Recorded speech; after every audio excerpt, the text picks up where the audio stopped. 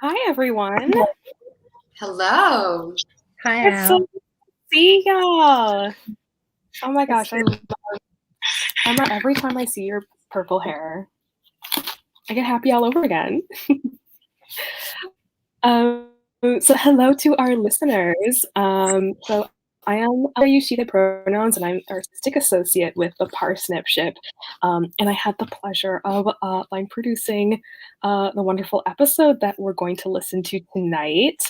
And I'm joined tonight by Emma Goldman-Sherman, our amazing playwright, and Grace Canahuati, who was part of this phenomenal cast and played the part of Amel. So we'll get to hear her. It's cool to hear your voice like now, and then when we have no visuals to be like, I know. It's like a secret. I know when we have radio plays, you fill the imagination for what it looks like, but we see your face, we see a peek behind the curtain. How are y'all? How are you Good. doing? Loaded question. As well as can be expected. Same here. Very fair answer. Try to stay creative as much as possible for myself. It's the one thing that I feel like is the life raft. So anytime something like this comes on, it's like there's like a light shines inside of me, like this again, theater, radio, talking about things, like that whole thing just energizes you. So thank you so much. So happy to have you. That was definitely something that even with quarantine, even with how the whole last year, literally a year ago today, has gone down. One thing that has still been incredible is that there's still creatives out here making content, and we with the Parsnip ship are so like grateful to have content like yours, where we have our podcast and all this archive of amazing plays and music and interviews. Looking forward to revisiting that interview, Emma. Folks, when the play is over, make sure you stay tuned to the end. Our host and artistic director, Ivani Debris, has an interview with Emma that night of the recording. But I wanted to chat a little bit with y'all because this was an interesting experience where with Parsnip Ship, we do radio plays. This is all for audio. And so I wanted to ask a little bit about what that was like, because this is initially like a stage play.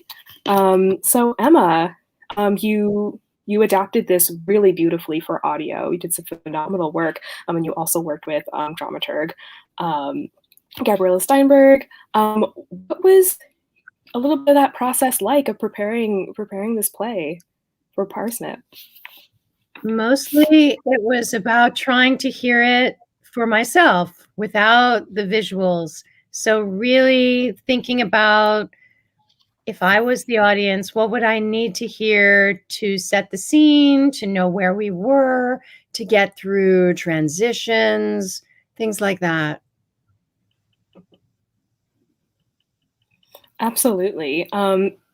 Yeah, you played around with a little bit of the scenes as well, like with transitions, because we also had an especially phenomenal musician. Aya Aziz was amazing. She was in the rehearsal room with y'all, right? Was it like working like with your musician, like right there? Emma, Grace, both. You were there for that. Such a gift to have Aya, to have everyone really, but Aya helped to make those transitions so beautiful and to let people know which kind of land we were on, you know, whether we were on Israeli land or Palestine. So it was really beautiful to have her with us.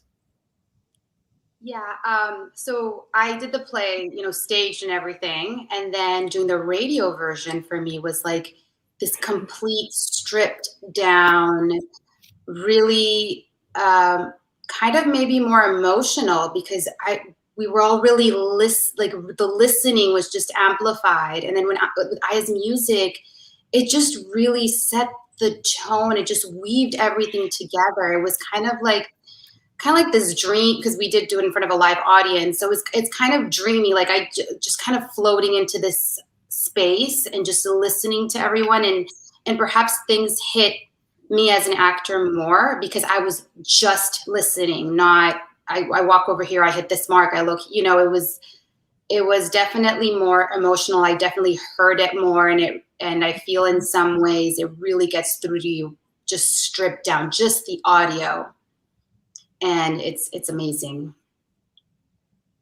But that's really, for me, the gift of where theater begins, which is with the actor's voice and with, you know, the word and how language makes things, places, ideas, character in the minds of the audience.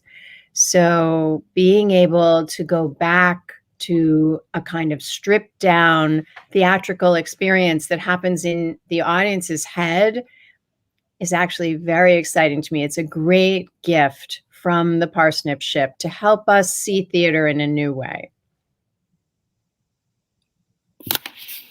That really is our goal. It's really interesting in American theater that now kind of like radio plays and podcasts and like that kind of, because it's digital, is the reason that it's kind of making a comeback.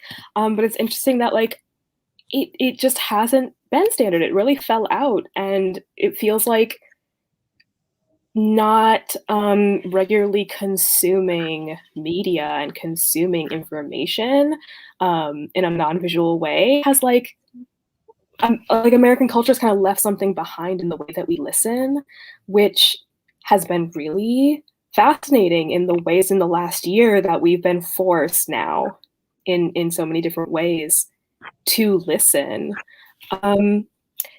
And in your creative work you've been doing the last year, in your life, like with family, like are there different ways that y'all have experienced the way you listen to the world, listen to yourselves, listen to your bodies? That's always important. Mm-hmm. Go ahead, Grace.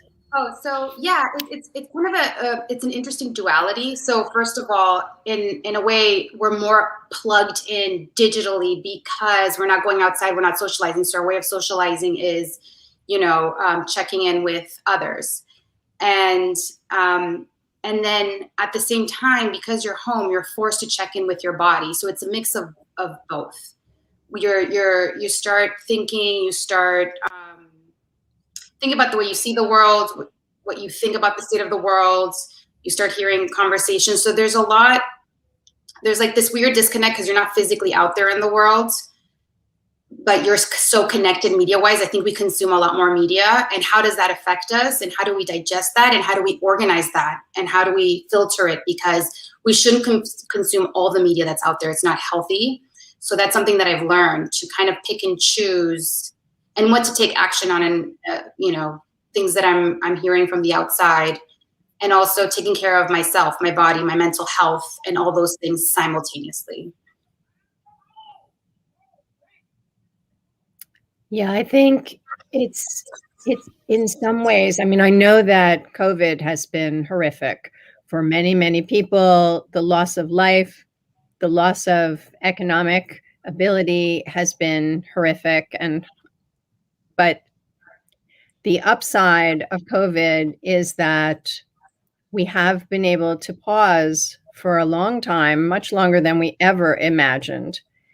And I have tried to use this time to think in terms of all of our humanity and mortality and what people need and what I could offer in terms of that. And I think the year has been, in a way, a gift to be able to stop and to really listen internally to what needs I have, what needs my family has, what we could do in the future to make the world more sustainable, more human, slower, more navigatable. Navigable? No. You know what I mean? A word. There's a word. We know what you mean. So, yeah, I mean, I think that has been helpful, hopefully for a lot of people. It's scary to have silence and to have empty time and space. But if we can embrace that instead of running away from it, because resistance is huge. But if we can really slow down, I think there's great benefit to it. So it's good to have all these projects that you can listen to that really get you to think about the world. Absolutely. And Grace, I totally feel you. The doom scrolling, you gotta curb the habit. There's so much information, and it's been like that increasingly as media has become like 24 hours, and then it was in your pocket constantly on your phone, and then there were ways to get alerts constantly. This barrage of information of just our individual awareness of how much is going on in the world and how big it all is, and that's actually one thing that I love so much about this play is that the conflict is really big. It's really big. It's scary, and it affects a lot of people in really horrific ways. But in this play, focusing on just this family, these two families coming together, without going too deep into the plot for folks who are about to watch it. No spoilers. But it's really beautiful, Emma, how just following these folks as people gives us this insight into their worlds, this Jewish American world, and the Palestinian world, and the localization of how they're in this big situation, but they're people with their families, just coming together, forging those connections however they can. And it's interesting the kinds of parallels that is a bit more applicable to our modern American life, where obviously vast differences, but the level of yearning for connection, even when we're facing things that are so much bigger than us and that we can't fight on our own, is something really beautiful about this play. And I hadn't planned on asking this, but actually it's really cool. I think the mother-daughter relationship, Grace, again, without spoiling folks too much, you want to maybe talk a little bit about what that was like, kind of stepping into Amel? So it was actually, first of all, like such a treat to play a Palestinian, because they're not as many roles, at least that I've seen, that are Palestinian written this way. So for Emma to just, it's a gift and an honor. So when I read this and Emma, said, play this part, I took it with such pride and such an honor to tell this story. And I think that she took on an enormous task, really big task, to have both of these points of view, collective points of view in as families, right? So I'm grateful to her, because I am Palestinian, so I did get in touch with that side of me, and I thought a lot about my ancestors, and because my family came from Bethlehem, not too far from Nablus, and so it was a real like a gift, and it kind of felt familiar, even though I wasn't born there. But it gave me like a sense of like, I know this world. It was really weird. And I really, really felt connected to my ancestors in a way that I cannot explain. So when I stepped into the role, it was this weird DNA familiarity that I wouldn't have experienced had it not been for Emma's gift. I really see it as a gift, and that I was very much able to enjoy. And also the other amazing actors, that I got to work with, the talent, and all of us just coming together and just had a great time. I don't know, it's very happy memories every time I think about this play or what it's about. And yes, Emma, thank you so much. I'm really grateful. Lucky. Well, I'm grateful to you. It is wonderful to be able to write something and then actually hire someone who is of that heritage, who has a connection so deeply to the actual story. So that was a great pleasure for all of us to be able to work with you, Grace. And it's just such a,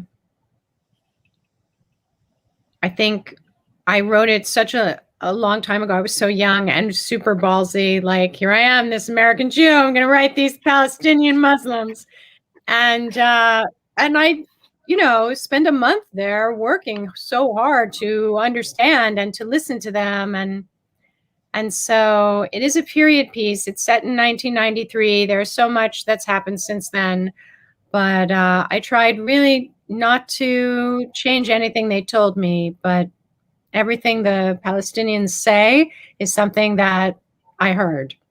So it's really just a matter of creating a container so that we could hear them.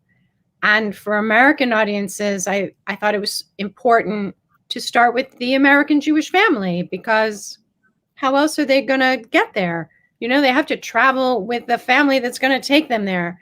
And that was my family, and I'm still getting my family to listen. So I thought that would help us as Americans and American Jews especially. So I'm really glad that people are drawn into the play and can hold the experience of the Palestinians. I think it's really, really important to do that. Absolutely. And these kinds of testimonies of the kind of experiences you have are exactly why we at Parsnip do what we do. Like, hearing this warms my heart so much. This is definitely like, I kind of keep like a little tally of like good things in the week, and this is definitely going down on the good things list. So lovely to hear. And definitely a fantastic experience on our end too. It was such a pleasure to work with y'all. We are so like uber collaboration based that when you vibe with somebody, when they're vibing with each other, it just like elevates the entire experience and is something that like you feel in the moment on the stage. Like, we do record these with live audiences. You can feel that in the room with Aya's music. It was such a wonderful experience, and so glad that we captured that, some level of that we get to share with folks tonight. So thank y'all so much for chatting with me a little bit, giving these little insights to our audience. Thank you so much, and I'm gonna turn it over. Is that a dog? It is. I'm sorry. No, I love animal interruptions. Yes. I love when animals interrupt people on Zoom. It's my favorite part of all of these kinds of calls. But with the lovely sound of a live and spirited animal in our ears, I'm going to turn it over to the main event of the night, our episode, Abraham's Daughters by Emma Goldman-Sherman. Thank you.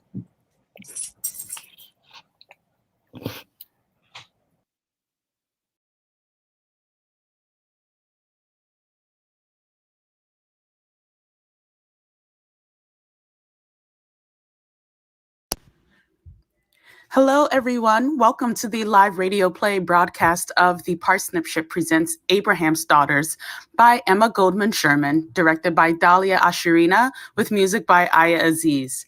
This episode was recorded live in Brooklyn, New York in November 2019 and is produced by the Parsnip Ship and Business Lunch Productions. To listen to more episodes of the Parsnip Ship and to support our mission of amplifying bold artists for audiences who crave accessible stories and storytellers, please visit our website, theparsnipship.com.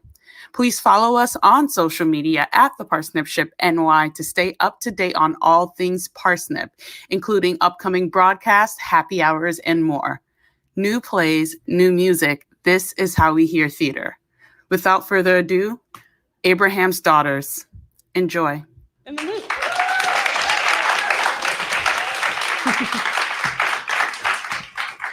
Hello, everyone. Welcome to the Parsnip Ship. My name is Yvonne E. Debery, and tonight is the third episode of our 5th season. And we are excited to be featuring only female playwrights this season. Yeah. This one's for the ladies.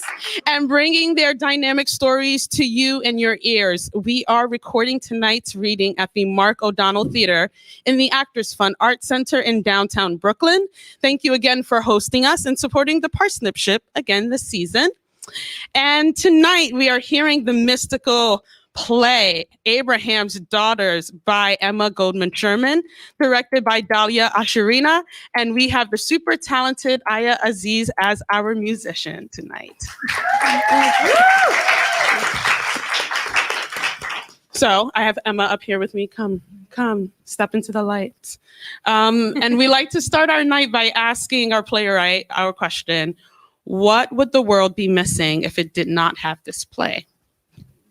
Oh, I know. Yeah. The world would, thank you, the world would be missing a beautiful story about a family, two families trying to bridge an enormous divide, a political divide, and also a mythological story that has a lot of resonance for two different cultures, Palestinian culture and also Jewish American culture.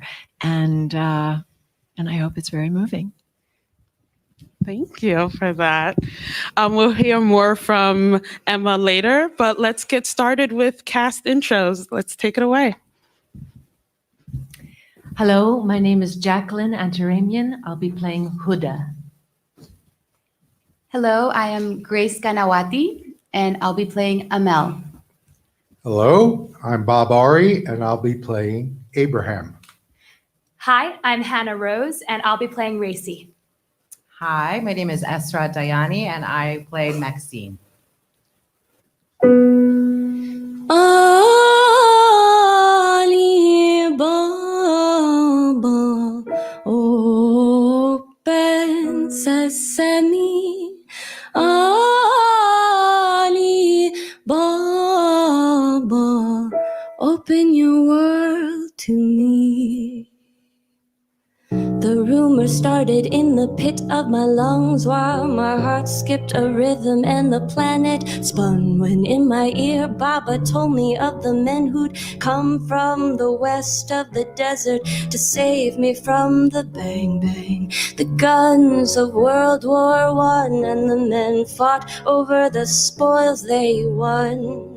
My primitive world undone, they gonna bring me liberation. Ali Baba, open sesame. Ali Baba, open your world to me. 1916, they agree. France take the mountain and Britain the sea. And I sat and waited patiently to see what lines they draw on me. My history is up for sale to ogle in minute detail. I can tell 1,001 tales of mystery behind my veil. Bang, bang, the guns of fascination, the crocodile's undulation. The experts have the explanation to Occident my orientation. Ali Baba, open sesame. Ali Baba, open your world to me.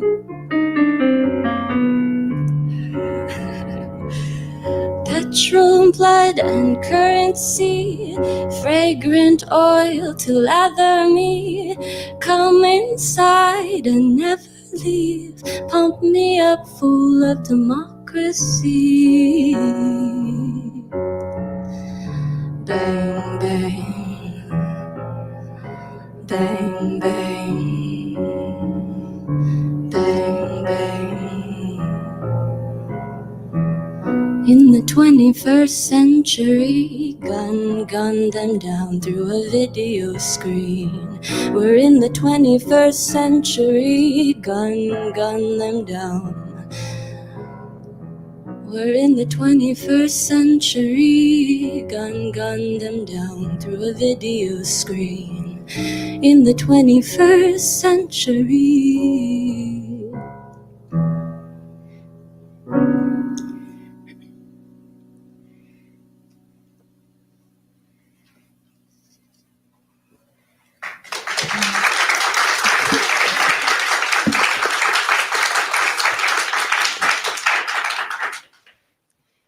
It was the summer of 1993. In the city of Nablus, Camp Oscar. My father, Abraham. I can't even say it. My father has died. We're all holding him. In his summer suit. With a bloody keffiyeh around his head. His spirit stands apart from us. I'm holding a bloody keffiyeh. I don't want this. That's Maxine, his American daughter. My mom gives the keffiyeh to Huda, his Palestinian daughter. I cradle it in my arms. God promised to make Abraham the father of nations. I am Abraham. My father, Abraham Abramowitz. My whole life I waited for sons, my nations. My father, Baba Ibrahim. When I was a boy, I enlisted in the U.S. Army. I fought in World War II. He didn't have any nations. The father of nations should know something of war. I never thought he would do anything like this. Then I joined the Haganah, the Jewish army, and fought to make a Jewish state. Mel, why do you think he did it? To leave a legacy. We were never enough for him. We barely had a moment together. All this time I sought out my Sarah and my Haajar, even though I had a perfectly nice Sarah waiting for me in Flushing. What was he thinking? I think he felt responsible.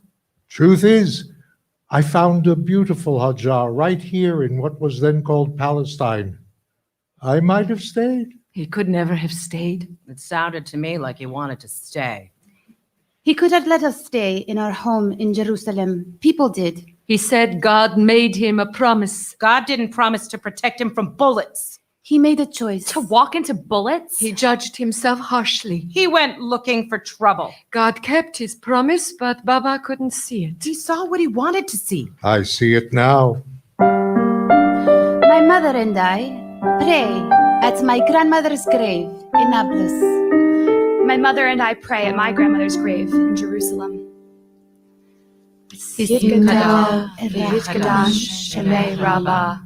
أعوذ بالله من الشيطان الرجيم مالك يوم الدين إياك نعبد When وإياك Jacob Weinstock نستعين asked you to marry him, and you wrote to me and said, come home and fight for me. Daddy.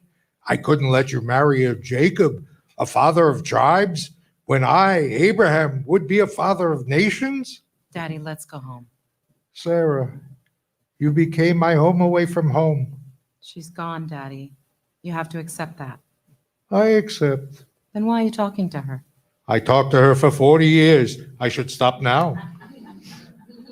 I'm putting a stone here to mark your grave forever.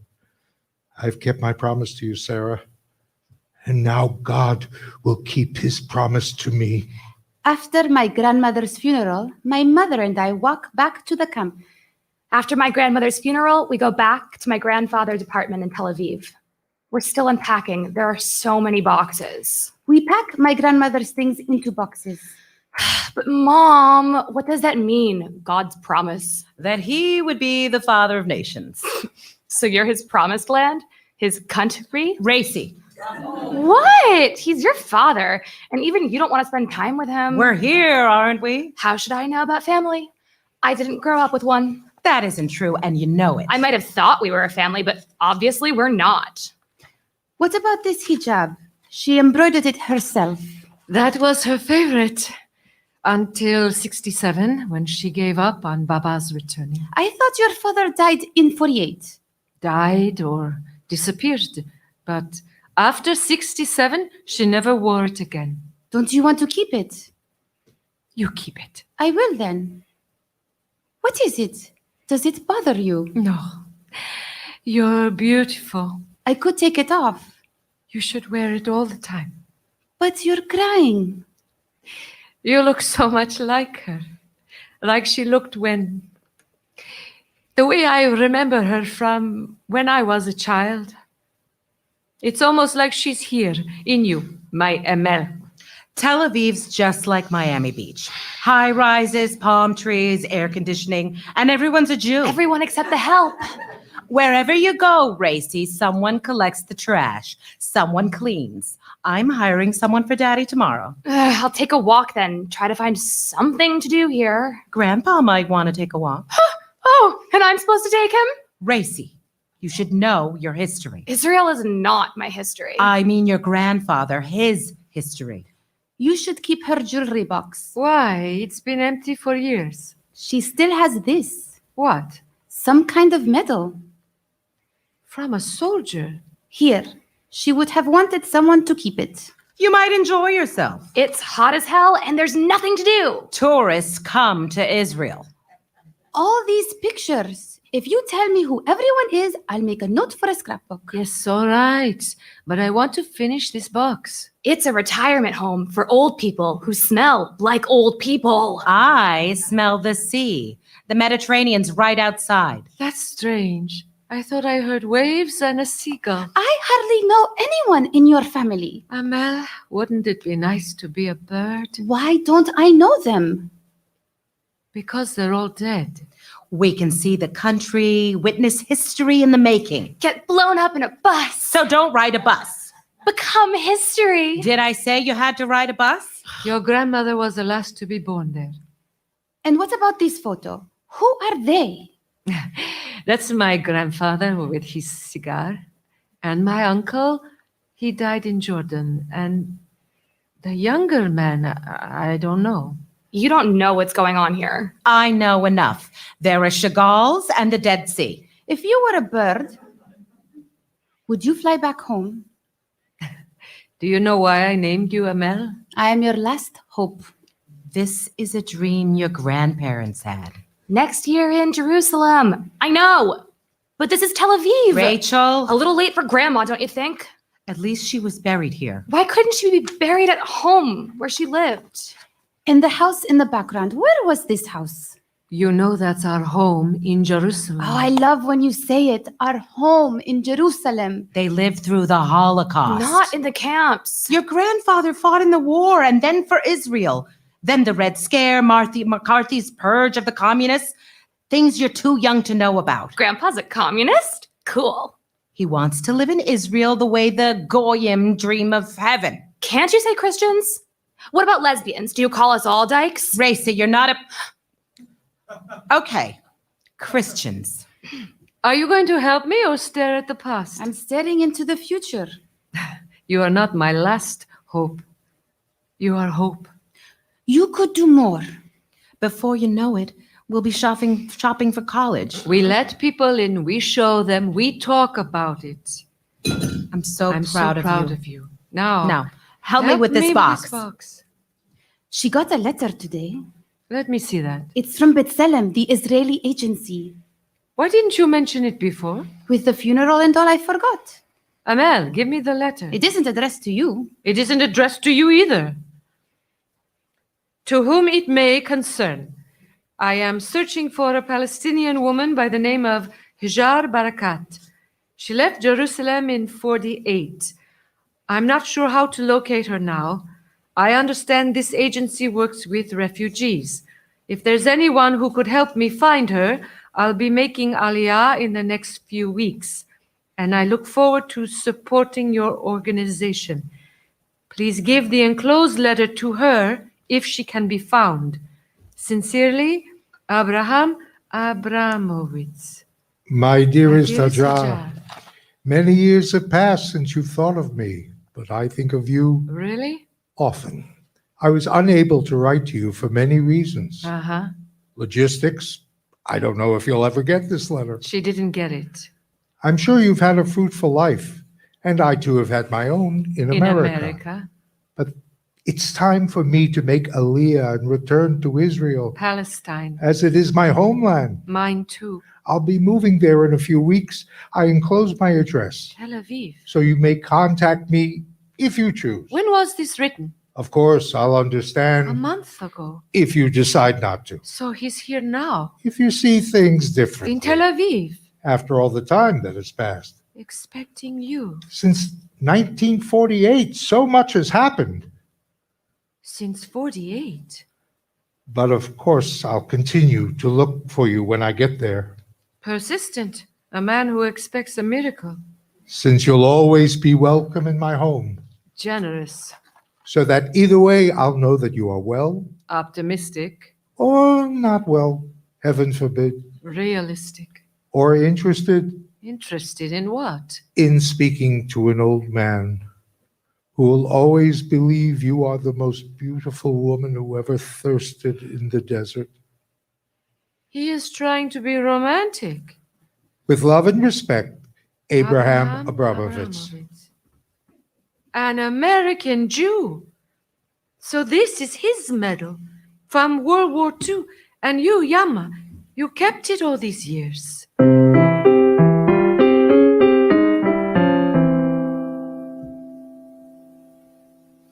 Oh, hello. Come in. I'm on the phone, but I'll be with you in a moment. Sorry, Mrs. Gottlieb. There's a woman here to interview about a cleaning job. I'm calling to invite you to Shiva. Will you help us make a minyan tonight? The kitchen's that way, through the dining room. We're only the three of us, me, my father, my daughter. That's right, yes, just the one daughter. But with the two of you, we'll be five, plenty for a minyan. We're reform. The powder room's that way. We've got enough food to feed an army. Bedrooms.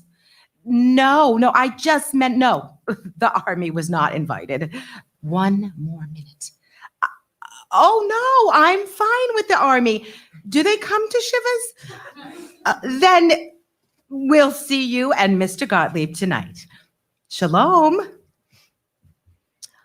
I asked for someone who speaks English. You do speak English, don't you? Yes. Because I don't speak Hebrew or Arab. What's your name? I think you think I'm someone else. You weren't sent by the agency for the job? I think we should talk. I think you should go.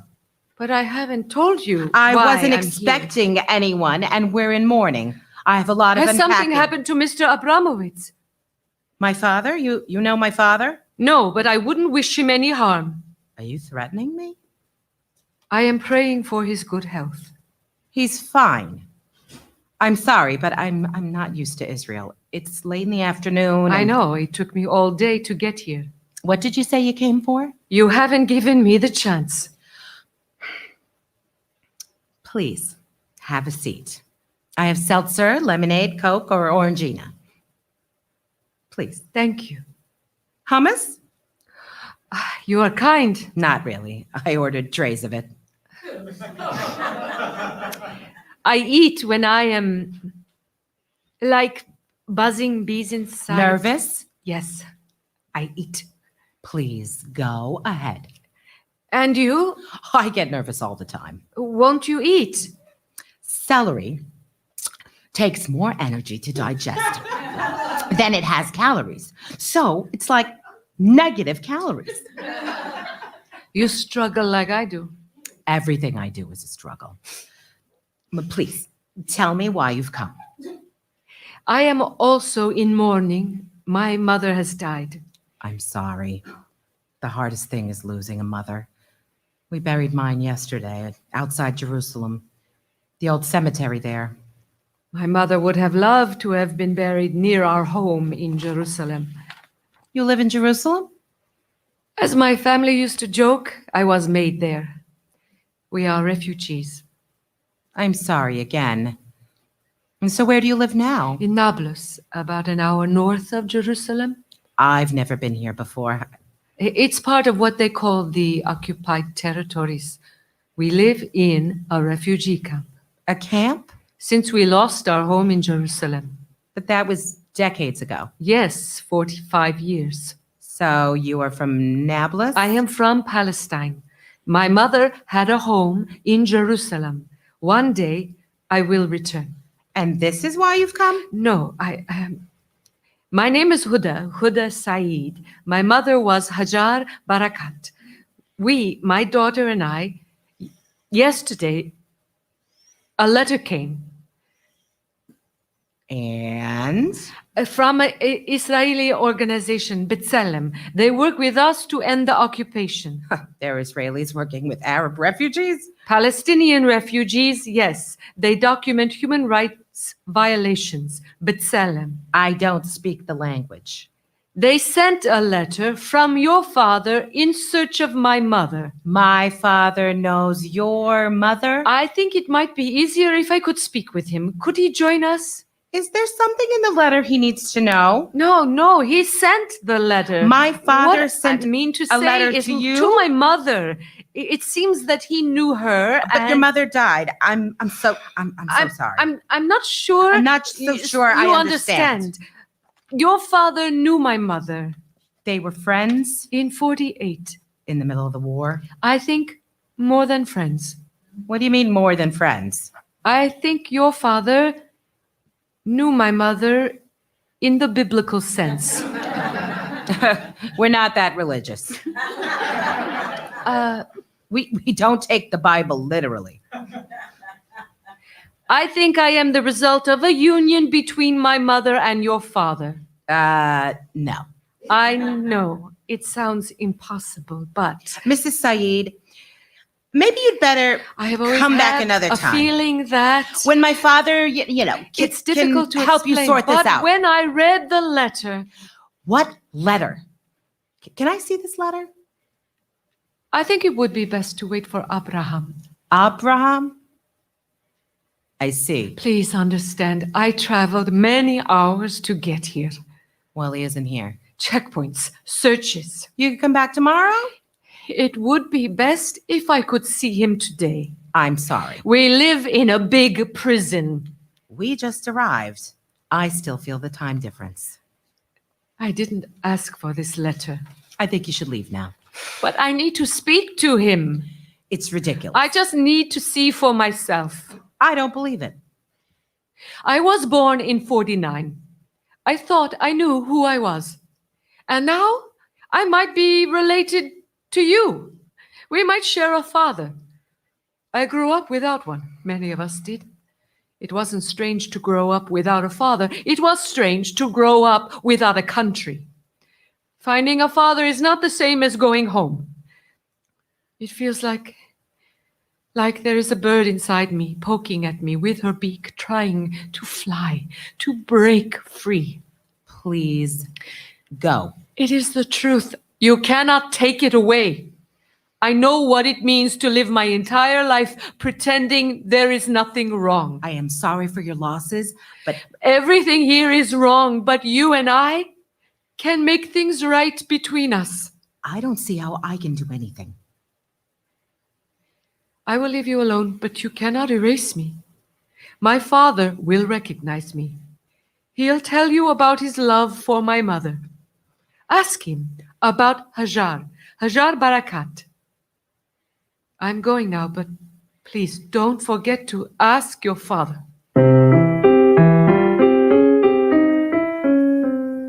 Maxine, what a day I've had. This city and Jerusalem. You went to Jerusalem? I told you I was taking the shuttle. I went to the Wailing Wall. Easier than going into Manhattan from Great Neck. I ran into an old friend I haven't seen since grade school, coming to Shiva tonight. Marty Fine. Now they call him Mordechai, so Morty Fine. Bringing his son who lost his wife a few years ago. Daddy. On his way. Sarah, do you hear? A young widower from Maxine. So maybe you'll stay. They don't live far. We can all be together. A family. And he has children. The nations over which I'll preside. Ugh, I remember how upset I was that I couldn't settle in the old city. This is everything. Daddy. Maxine. I didn't come to Israel to find a husband. You have something against love, family? No, but setting the me up desert with blooms. My divorce isn't even final yet. So, everywhere I went, there were flags. Jewish flags flying from the rooftops, the windows, the doors. God is here, Maxine, and he loves us. Any mail come today? Why do you ask? I was out, now I'm back. Thought I'd ask. Are you expecting something in the mail? Maybe. Like what? What is this? Did we get any mail? No, but Dad. If your mother could have been here to see all this, Can I ask you something? I can just picture her. Why didn't you ever come here with Mom? I wish we had. We should have. But was there any reason you might have avoided Israel? We were always so busy with you, working. Time goes by faster than you think.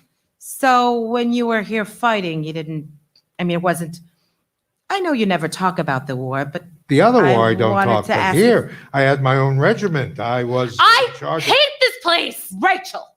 No hello, no kiss. Hi, Grandpa. But I hate it here. What happened? Don't worry, Dad. I'll talk to her. What? I want to know. I was in the big square. Ben Yehuda? There are soldiers everywhere with guns. That's what soldiers have. They sit on park benches and girls fawn all over them. That too. At first, I was like, well, I can deal. But then I saw regular people and they had guns. Big guns. And they were my age, maybe even younger. They look totally American, like people I know wearing t-shirts with the American flag on them. And some of the t-shirts say, don't worry, America, we've got your back. They have a point. One girl was just sitting on a bench with a canvas bag printed with the American flag flung up against this huge gun. The gun wasn't even attached to anyone. I could have gone right up and walked away with it. I almost did. Ah, so this is the heart of it. They were oblivious. You scared yourself. In the middle of the square, making out. That's why you're upset. Ignoring the gun in her stupid American flag bag. It was a heterosexual moment. Mom, you are so mean. I understand, Maxine. She's a nice American girl. Don't call me nice. Racie, the Israelis have a right to defend themselves. Against what? They are big guns, M16s. We're surrounded by Arabs here. She was scared, that's all. I wasn't scared. I'm offended. You'll get used to it. I don't want to get used to it. Why is it okay to live in a world that needs guns? This is supposed to be a homeland, a safe place. The guns make it safe. I don't feel safe. I feel much better knowing there are people walking around who could defend us. But they could just go off. But you agree we have the right to protect ourselves, yes? Protect ourselves from what? Racie, don't be like No, this. leave her alone, Maxine. She doesn't understand. I was told this was a special place. The promised land. When we landed in the plane after the sun came up over Israel and they played Hatikva, I felt like I could cry for happiness. Only because you couldn't sleep all night. I kissed the earth. Gross. The first time I came here in 1946, it was still Palestine. Now it is my home. You really believe that, Grandpa? I may have spent most of my life in America, but this is my land. I fought for it. I won it fair and square. Seems like we're still fighting for it. And we have every right to keep fighting. So what does it promise? The freedom to be who you are, without explanation, no apologies, to be proud. So, I can walk outside and scream at the top of my lungs, "Hello, Israel! I'm a lesbian!" Rachel! You're a Jew. Whatever else you are, come second. You don't even know yet. I know who I am. You can be proud of being a Jew. So Judaism is a biological imperative and sexual orientation is only a choice. Rachel, that's enough. Then why do we need to hang flags everywhere? You can't understand the impulse to want to announce yourself? That's different. People despise lesbians. There are hate crimes. Oh, that's all you have to say for yourself? She's learning. You could apologize to your grandfather. Oh, what? This is a family discussion. Fine. I'll be in the kitchen. When you interviewed for that job last summer as a camp counselor, did you tell them, hello, I'm a lesbian? No, but that's not the point. The simple yes or no will please the court. I didn't know I was on trial. It's a nice trial. You get to be the jury. I'll try not to hang myself. Good. Second question. Is your, what do you call it, sexual orientation written on your face or your birth certificate? No. Well, imagine it stamped on your face or tattooed on your arm. The way the Schwarzer skin Grandpa, is seen. you don't say that. The way a Jewish man is supposed to have a big nose, imagine? But it's not. Or it's part of your name, like Lipschitz, a Jewish name if there ever was one. Okay, I'm imagining. Would you want to live where you're mistrusted, followed through department stores, detained on corners for small infractions, imagined infractions, or worse, be an object they hate and want to destroy? Okay, I'd rather live in a place that accepts me. Oh, shalom b'namav. Come on, Racie. Uyase shalom aleinu. Ve'al kol Yisrael. V'yemaru. V'yemaru. Is she bothering you? Amen. Grandpa's showing me how to dance like a lesbian. She's the apple of my eye. Racie, Don't try not stick your to. nose, Maxine. We were perfectly fine without you. I was alone here all afternoon. You don't seem to realize how exposed we are to people, all kinds of people, maybe trying to infiltrate. They'll do, I don't know, anything to get in here. What? People have records. What are you talking about? They know you fought in the war and they're looking for you. Wait a minute. And maybe it's not so safe. Who's looking for me? People. What people? Arabs. How many people?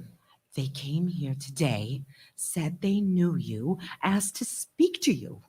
I want to hear a full account of what went on today. They made claims. What claims? Probably some scam for unsuspecting newcomers. I don't know what they want or how they got your name, but I won't be here to guard this place every day.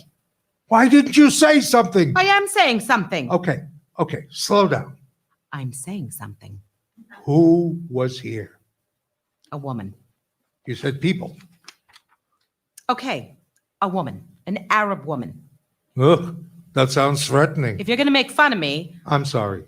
Tell me beginning to end. Racie, will you excuse us a minute? Why? Do you have something to hide? Not me. You. I don't know what you're talking about. But maybe you do. I haven't said anything yet.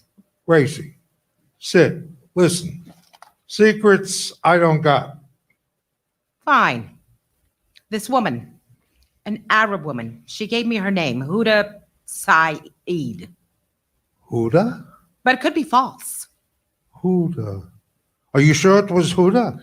I only let her in because Maxine, what was her name? I don't remember. How old a woman? I don't know. My age, only older. 10 years older, 20 years, 30? Daddy, she was around my age, a little older. Why? You know her? It's possible. How? How would you know her? What did she want, Maxine? To speak with you. She had a letter, She had probably forged. a letter. Didn't I ask you about the mail? This was a letter you'd written to someone else. This was my answer. The answer to my letter to Haajar. Yes, that was the name. You know her? Haajar Barakat?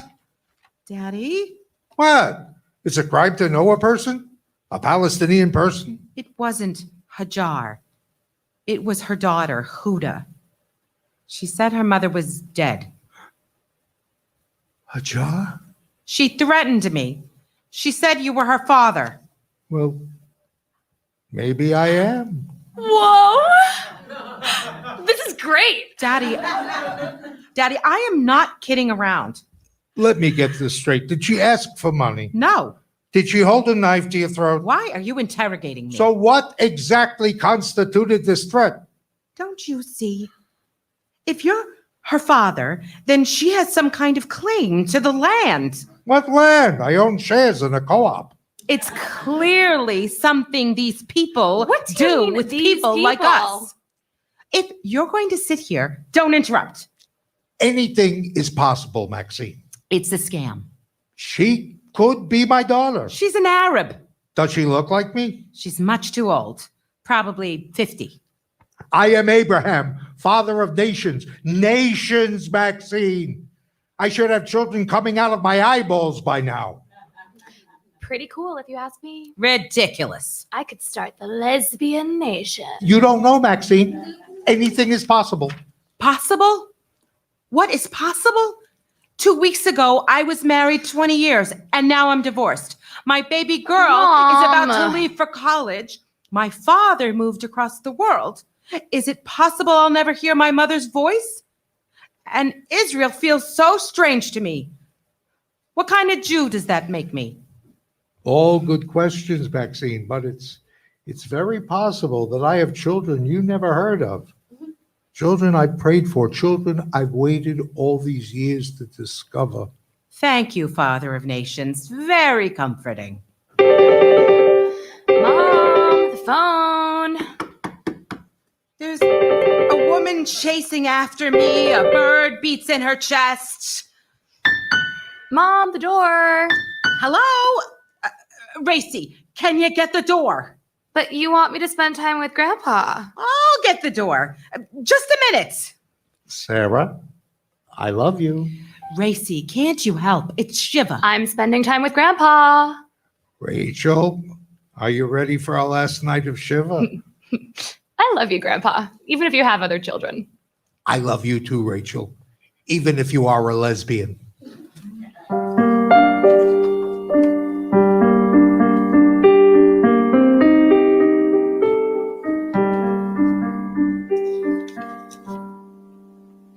We've come to see Abraham.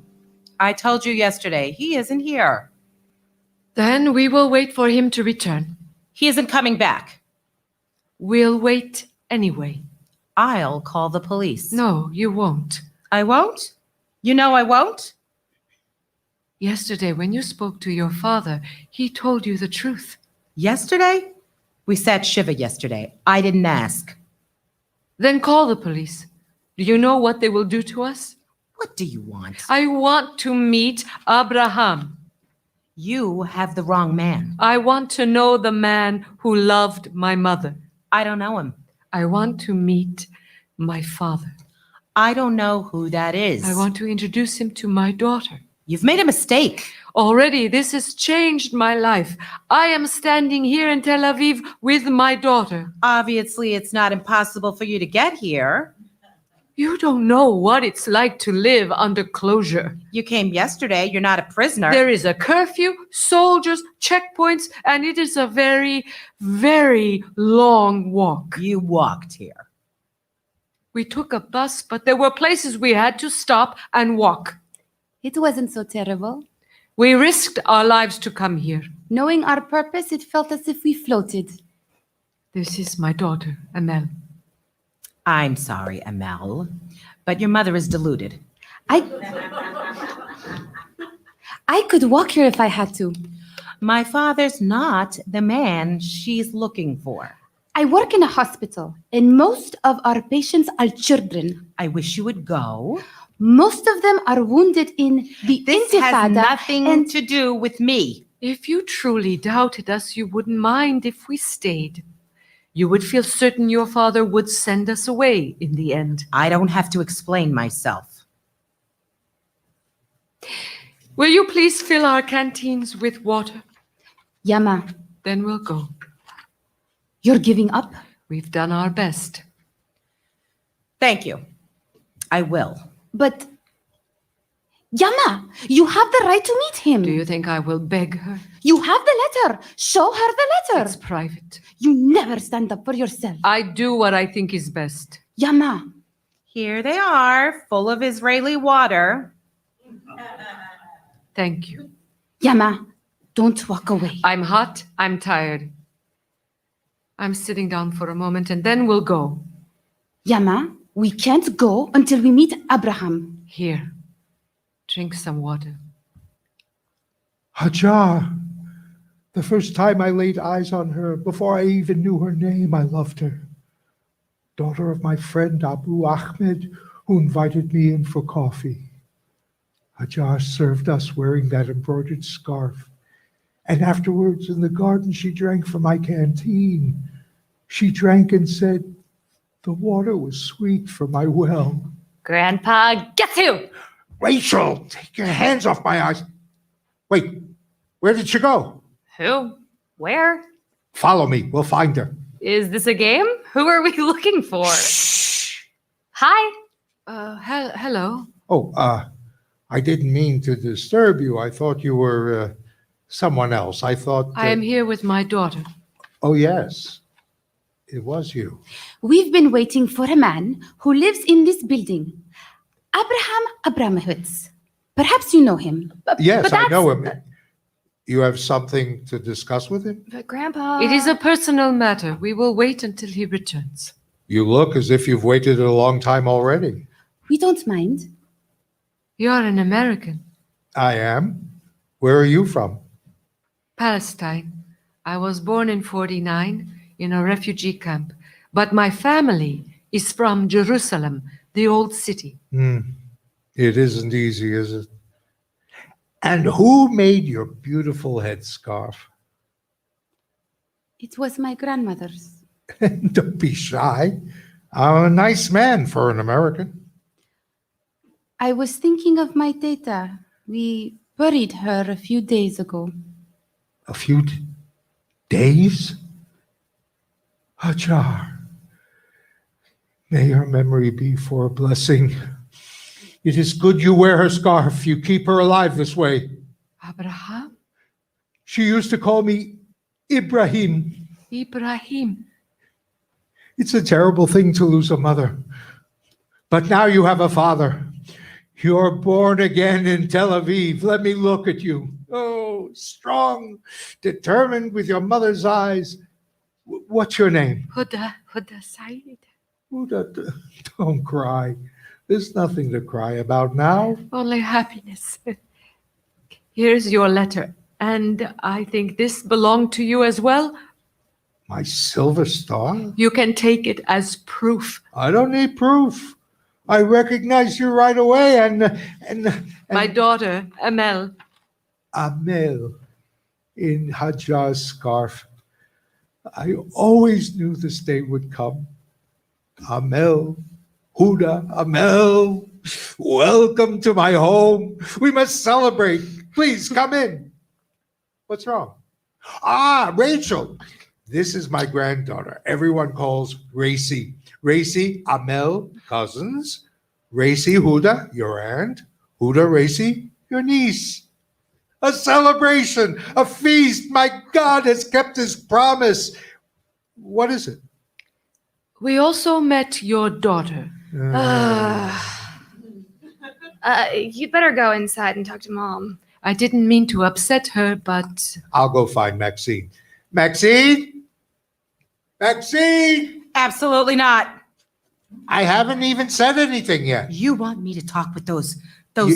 You're being ridiculous. I'm the only one thinking of the family. They are family. They're Arabs. You think everyone who's an Arab is an enemy? You want to take chances with your life? Go ahead. But not with mine, not with my daughter. You have no faith in people. Don't even know them. I know my own flesh and blood. Mom's dead 10 minutes and you want a whole new family? This happened long before I married your mother. Whenever it happened, you can't expect me to be happy about it. You could serve them a meal. They came all this way. There's nothing to serve. There's plenty of food in there. Now go make a nice table. I am not feeding them. There's plenty of food in the kitchen. Go heat something up. Huda, Amel, come in. Come in. A feast is in the making. Would you like something to drink? Coca-Cola. Thank you. Sit, be comfortable, relax. Please, we don't want to make trouble. No trouble at all. Racie, drinks? I can help. It's okay. I'll be right back. I want to hear all about you and your mother. I worried how she survived the war. She must have... So look at the two of you. I wanted to help her, the whole family. You must know that. I warned them. And I had to... We never realized that we... Well, please, tell me. I don't know where to begin. There's seltzer, lemonade, Coke, and Orangina. Thanks. you. Racie, have a seat. Amel, why don't you start? You know it as well as I do. It's good to be able to tell these things. My teta, my grandmother, she always thought we should be able to return. She said she would have never left if she had known she would not be able to return. She left everything behind. The household furnished, the fields full of fruit. Yes, I remember. You were there. Yes.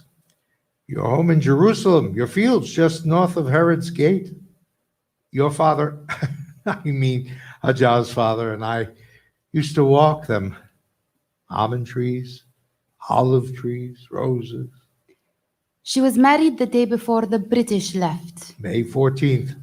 I was mobilized the week before.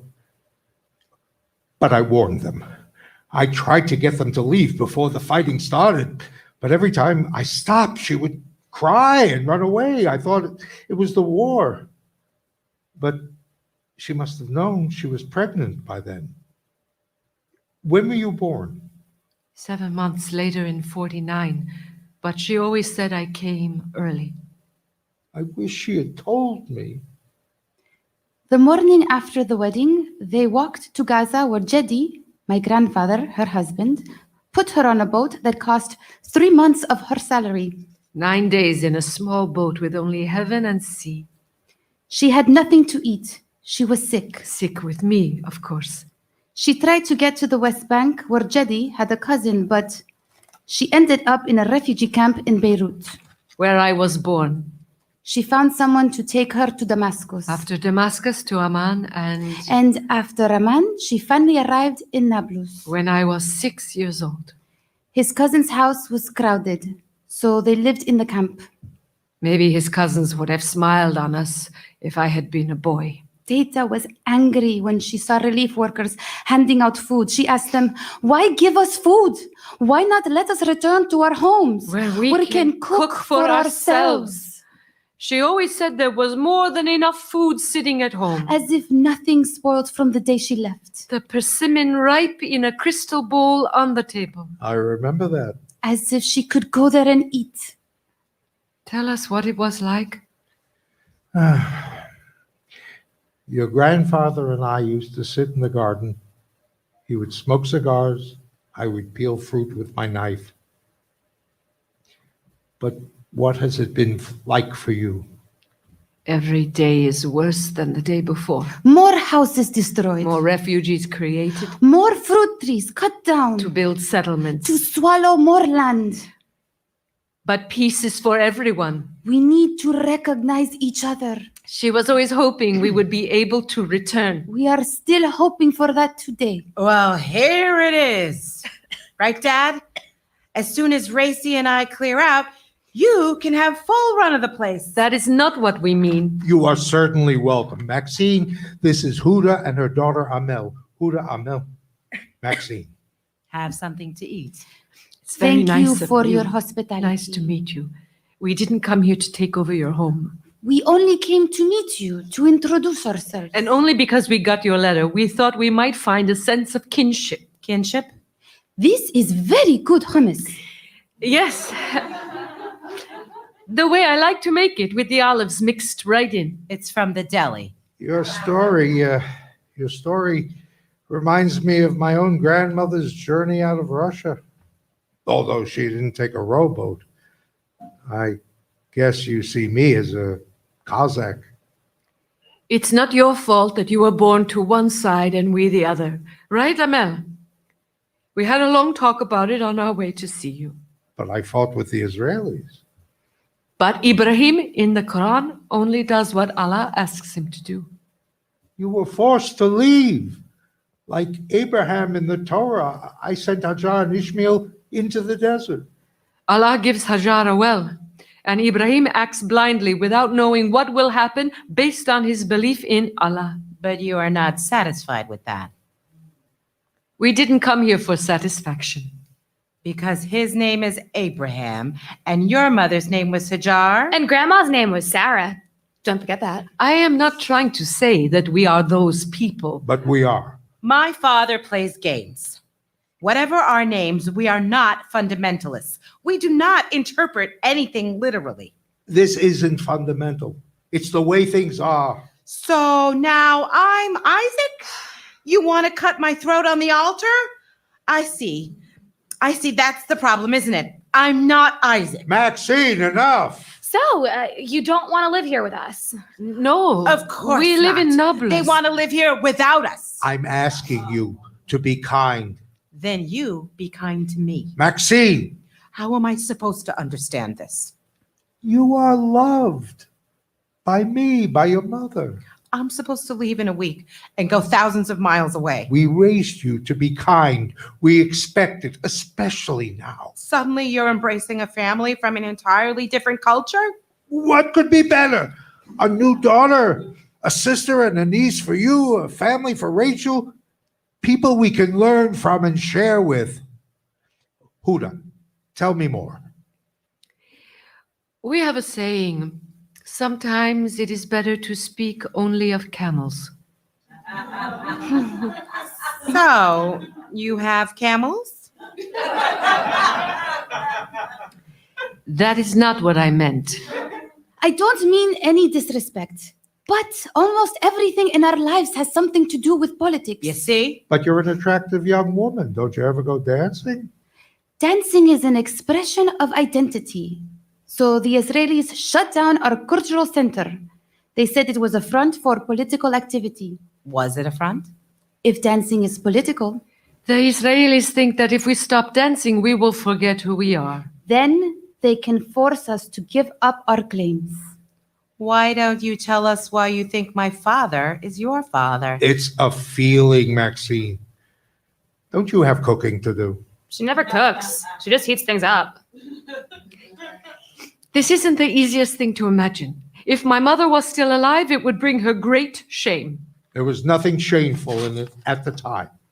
I don't mean to say that she was ashamed of you. I was friendly with your grandfather. Our culture doesn't accept this sort of thing so easily. If I had known she was pregnant, I would have stayed. I am sure this is why she never mentioned it to me. She was an honorable woman. Bet you believe your honorable mother conceived a child with my father out of wedlock? A soldier in the Haganah who drove your family from their home? Maxine, that's enough. That's what it sounds like to me. We were in love. Mrs. Saeed, I don't mean to offend you, but I thought in your culture, a family would stone a woman to death for sex outside of marriage. You are being offensive. Everything you say to me is offensive. It's what I've been told. You are misinformed. I was a friend of the family. We are not barbarians. It must be very hard to live without a father, but that doesn't mean you can take mine. Maxine, we farmed the land. We were neighbors. We made friends. Friends? In the army? Yes, even in the army. We thought our love would bring our people together. Maybe it still can. Sometimes my mother told me about a man from Nablus, but I could tell she didn't want to talk about him. Other times, she would smile and stare into my face and tell me about my father, a man she loved. She never said he wasn't the man she married. Thank you. Flattery might get you far with him, but it doesn't fly with me. Is this how it is with two? Must there always be fighting? I don't want to fight. You could get a paternity test. If she says she's my daughter, she's my daughter. You're a fool. We should go. But Yama, you Maxine, said... apologize. Huda and Amel don't deserve to be insulted. Mom, just apologize. All right, I'm sorry. It's a lot to take in all of a sudden. Please, don't go. Thank you, but I only don't want to want make to things impose. better for you. You must have suffered terribly. You should be more considerate. He's right. I'm sorry.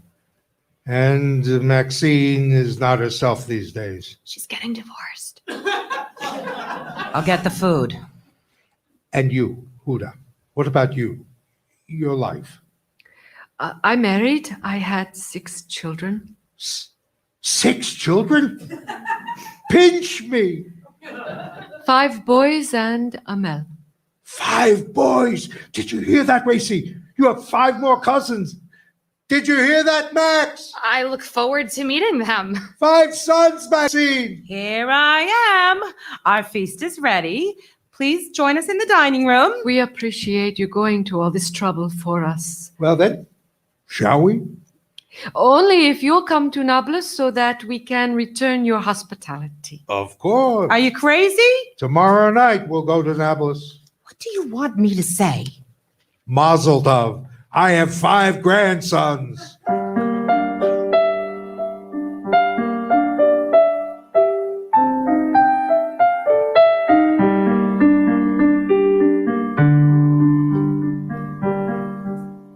The next day, we travel into the occupied territories. Welcome to Nablus. Oh, Fidi! Jetty! What are you saying? I hope it wasn't a difficult trip. It was fine. What did you say to her? I called her granddaughter and she called me grandpa. What? It wasn't really fine. There was a checkpoint. Nothing to worry about. The truth is, Amel, it was hell. I don't know how you manage. I don't manage. I'm still recovering. Yesterday was the first time I ever left here. What?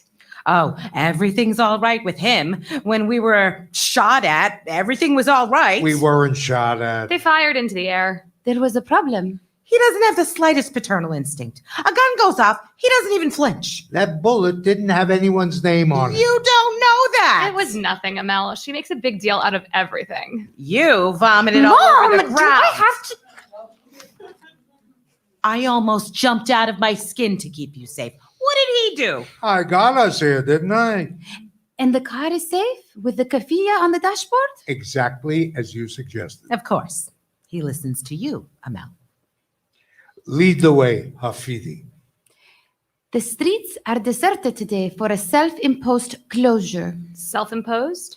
Instead of being shut in by the Israelis, we choose certain days to make closure on our own. We control our own oppression. But aren't you making things worse? We need to have control over something. It shows solidarity. But aren't you breaking closure by coming out to greet us? Some things are more important than politics. Like family. Yes, family. It's so quiet, like a ghost town. There's someone over there, see?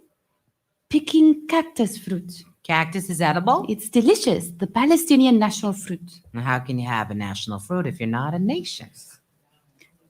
But we are a nation. I don't know about that.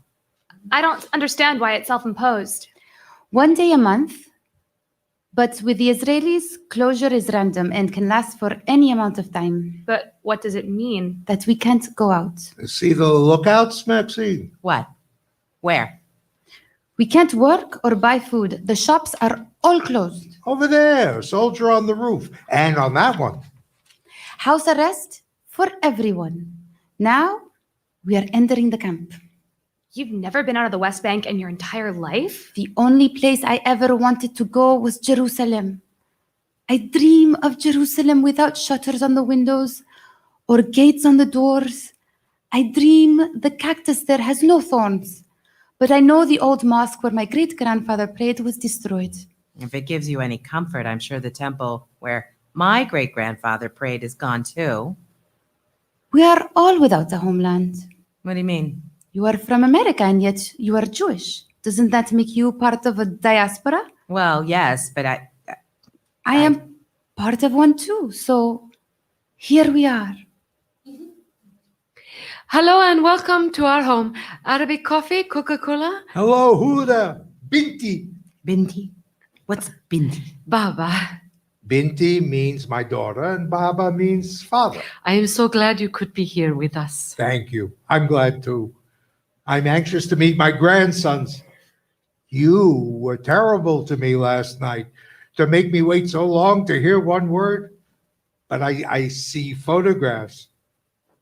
This coffee is good. Have some coffee, Maxine. It's delicious. I am full of adrenaline. Cheers. So, I so want to make you feel welcome. I could hardly sleep all night. Huda, I am happy to be here. You don't have to say that. Now, I wouldn't lie to you. I am. It was a difficult trip. They stopped us at the checkpoint. But you made it, and that is what is important. Exactly. I hope you'll be comfortable. We made some food, some of Amel's favorites. We hope you will enjoy them. I'm sure we will. Amel, will you help me in the kitchen? Please excuse us one moment. I hope you brought your appetite. So what if they poison us? Did you ever think of that? Maxine, you're ridiculous. Did we tell anyone we were coming here today? Does any other person in the world know where we are? No. We were recorded at the checkpoint. And the Israeli soldiers are going to come looking for us? Mom, calm down. Look at the food.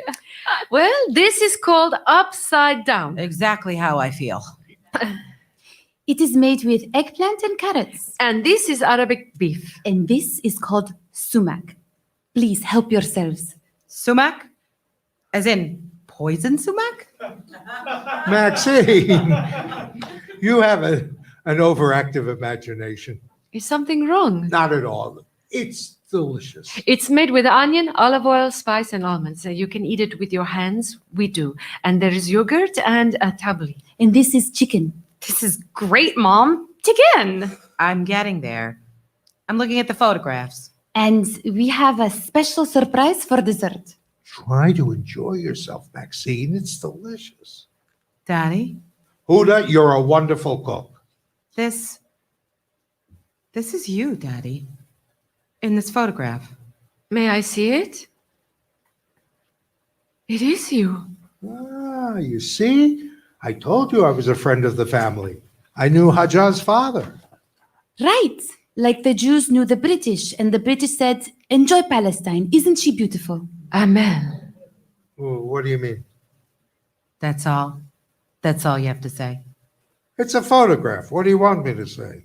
Mom, come eat. It's really good. Way better than what you make. Amel helped too. Amel, my Hafidi, thank you. But where are my grandsons? Aren't they joining us for the feast? I didn't know how to tell you. Tell me what? What? No, I will tell him. It's usually not so difficult. It is difficult, but with you... Oh, Papa. It's all right, Huda. Everything's going to be all right. I'm sorry. Binti, please, tell us. Please. There are people who come to document what is happening, and I tell them everything. But to sit here with you, to give this news to you, they are dead. My grandsons? All 5 of them? All 5. I understand her child being dead. She lived a long life. But children? My children? My grandchildren? My grandsons? What is this world that we cannot raise our children? I am so sorry, Huda. I didn't mean to be so rude. Maxine, I think I would like to be your sister, because it is not so good to be on the wrong side of you.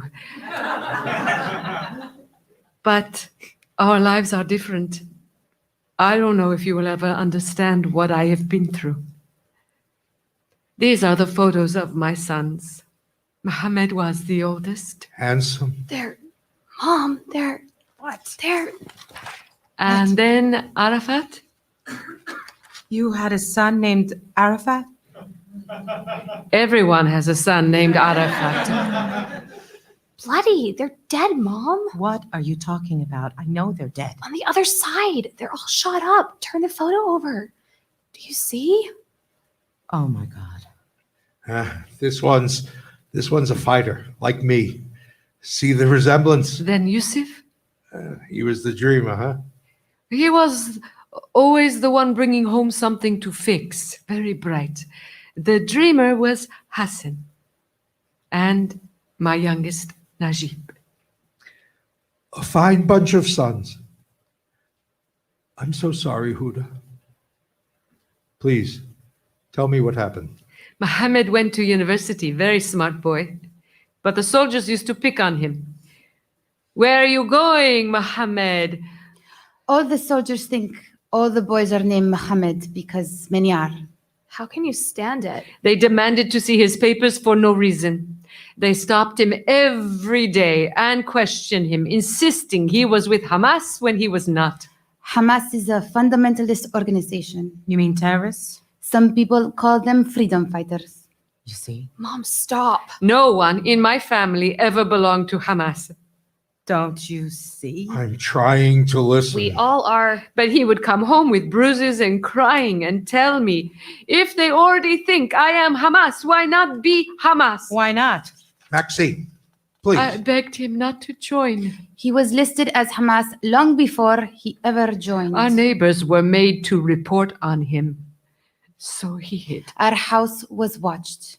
Once the sun set, no one could visit and no one could go out. Sometimes soldiers fired bullets into the house to see if they could make him to come out. But he was never here. One bullet hit Arafat. My brother, the peacemaker, our first martyr. Hamed could not come to his funeral. After 2 years, he tried to visit, hiding in a house across the street. The soldiers threw gas into the house to force everyone out. And even though he was armed, he didn't shoot. He did not want to endanger the people who sheltered him. They came out with their hands up. An informer identified him. As if they would only shoot him. The family had to stand by the wall of the house with Mohammed beside them. They shot them all. They shot them so full, their insides emptied out. Afterwards, they took pictures and passed them around. They said, "We will do this to you if you join the Intifada." These pictures are on the other sides. Daddy, are you all right? With all this, my other sons grew up very angry. Even Najib was arrested for throwing stones at the soldiers twice before he was 11. So you blame the Israeli soldiers? It is not for me to blame. Racie, do you know what this is? It's a canister of tear gas. Don't worry, it's empty. It was a present from the Israelis. And these flowers, this is my present to the Israelis. Plastic flowers? You can't be serious. Why not? If someone did that to my daughter, I would hate them. Yes? You're trying to trick me, aren't you? You think I'm ridiculous. Not at all. If I prove how shallow I am, he'll prefer you over me. Maxine, it has nothing to do with that. Of course not, because you've always been so fair. He was a judge, Huda. He spent his whole life being fair. Trying to. I have no more sons to lose. I offer flowers in the hope of peace. What about you, Amel? How do you feel about all this? I don't want to see any blood, either from us or from them. But we must stay alive. It says this tear gas is made in Pittsburgh. You must hate us. We don't want to hate anyone. But that doesn't mean I want to live like this, in a camp. When we try to improve things, the soldiers come, tear it apart. They control everything, even our water supply. I am sorry about your sons, but it seems to me that they may have died for specific reasons. Reasons the Israelis can defend. Think what you want, Maxine. I can't make you understand. I understand that you need to make sense out of their deaths. But what makes you think you deserve your own state? They are a people. They were thrown off their land. Baba, you don't need to defend us. Of course I do. I was one of the men who threw you out. I was there yesterday in Jerusalem. I saw your house. If you had stayed, you could have stayed. Many did. But I followed my orders. I warned you. I thought I was doing the right thing.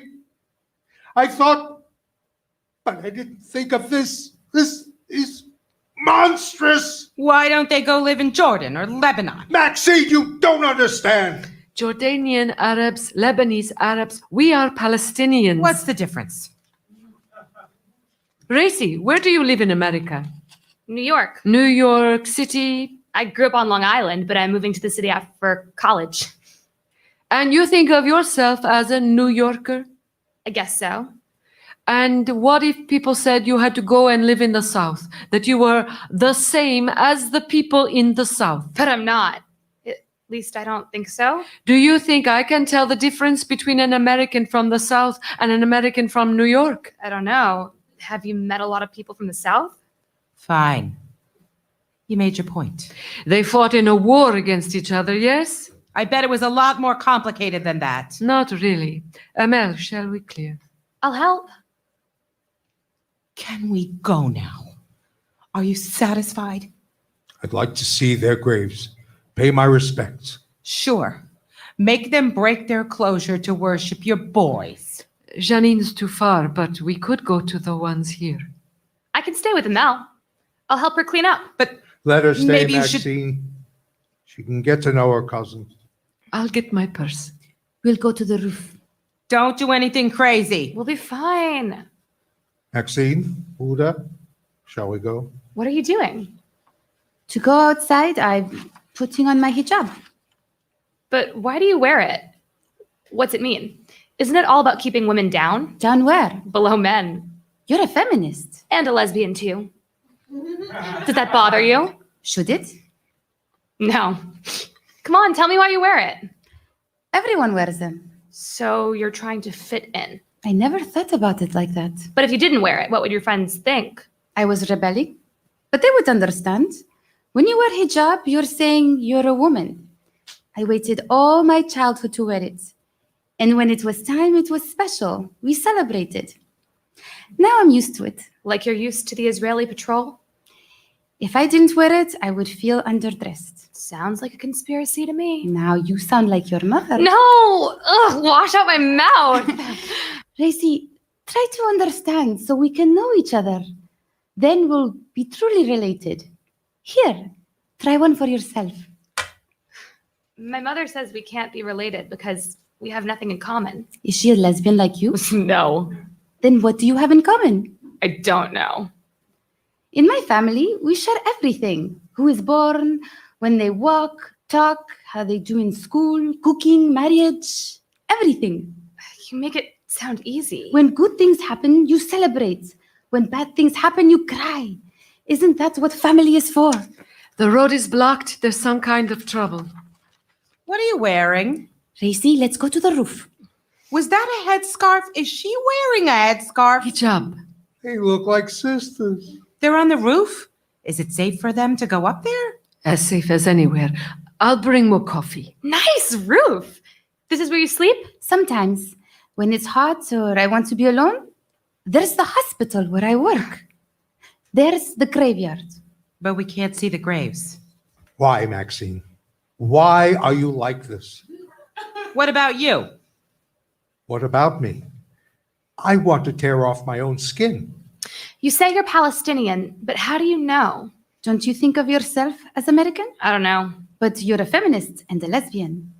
So maybe we are what we have to fight to be. I wanted to leave something behind, a legacy. And the truth is, I destroyed it. Your new father, Huda, is not that interested in daughters. That isn't true. Father of nations. I'm sick of it. I'm sorry. I couldn't give you a grandson, and I tried. I never expected you to. And when Mom got sick, I spent my time taking care of her. You did everything you could. We all did. That was for you, so you would notice me. Be proud of me. You don't even see me. What are you saying? I'm not a boy.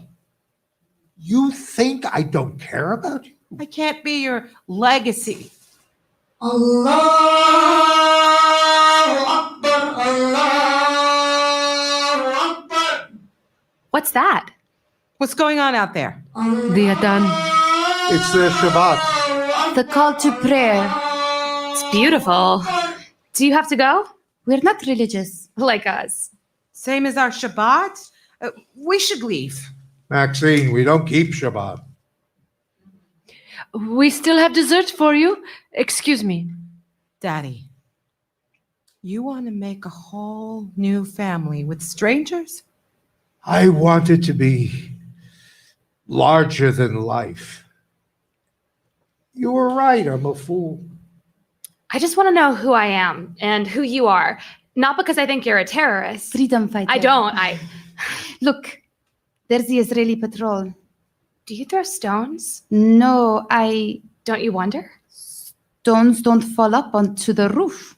So you are a freedom fighter. I do my part at the hospital.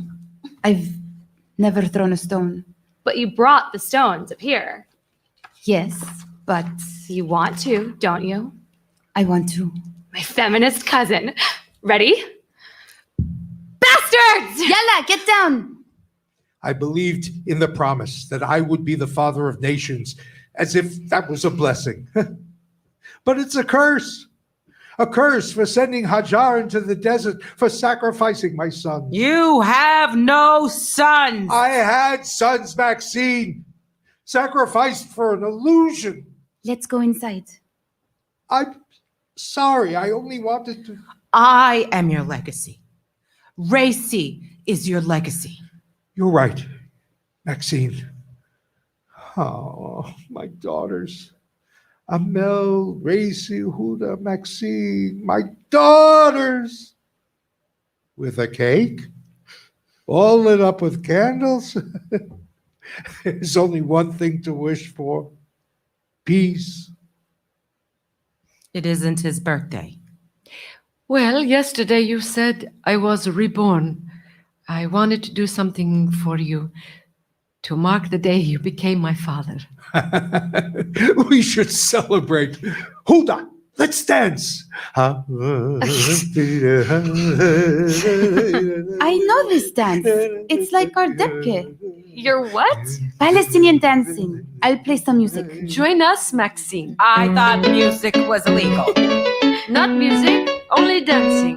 Dance, Maxine. You're kidding, right? You see, Racie? This is how you know who you are. I'm dancing. And what does this make me? A Jewish Palestinian. If she can be a Jewish Palestinian, I can be a Palestinian Jew. Give me a kafia. Daddy, that's ridiculous. You look like, I can't even say it. Now you'll look like my father. I am your father. The question is, can I learn to be a better father? Can I, Maxine? I don't know anything anymore. Dance, Mom! Dance, Maxine. Dance with us. But you said it was illegal. Who will know? Maxine, dance with me. All right. I'm dancing. I'm dancing. We should all be dancing. I love you, Daddy. Now you, Huda, come dance with me. Hey, hey, Hey, hey, hey, hey, hey. Wow. It wasn't a seagull. It's a dove. What did you say? Bird in my chest. I let it go. Oh, I forgot how wonderful it is to dance. And you didn't get arrested. I wouldn't know what to say if I did. I'm sure you always have something to say. what's going on out there? Amel, turn off the music. Amel, let's go to the roof. Wait, girls, where are they going? We should be quiet. I will not be silent now. I didn't fight in 2 wars for this. Daddy, you didn't know what would happen. We said never again. Never again. And now this. Baba, don't go outside. It isn't safe. My children died out there, and I have been silent. I'm going.